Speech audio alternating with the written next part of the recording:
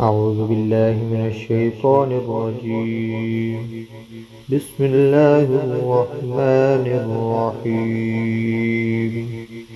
يا أيها الناس كلوا مما في الأرض حلالا طيبا ولا تتبعوا خطوات الشيطان إنه لكم عدو مبين. إنما يأمركم بالسوء والفحشاء وأن تقولوا على الله ما لا تعلمون. وإذا قيل لهم اتبعوا ما أنزل الله قالوا بل نتبع ما ألفينا عليه آباءنا أولو كان آباؤهم لا يعقلون شيئا ولا يهتدون.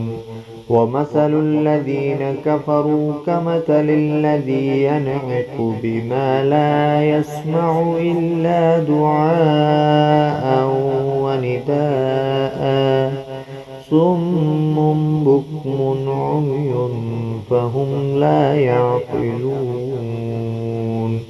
يا أيها الذين آمنوا كلوا من طيبات ما رزقناكم واشكروا لله إن كنتم إياه تعبدون.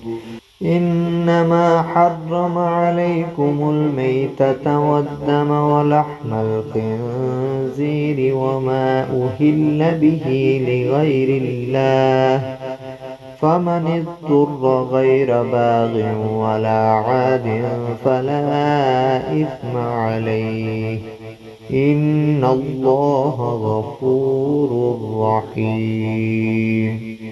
إن الذين يكتمون ما أنزل الله من الكتاب ويشترون به ثمنا قليلا أولئك ما يأكلون في بطونهم إلا النار ولا يكلمهم الله يوم القيامة ولا يزكيهم ولهم عذاب أليم.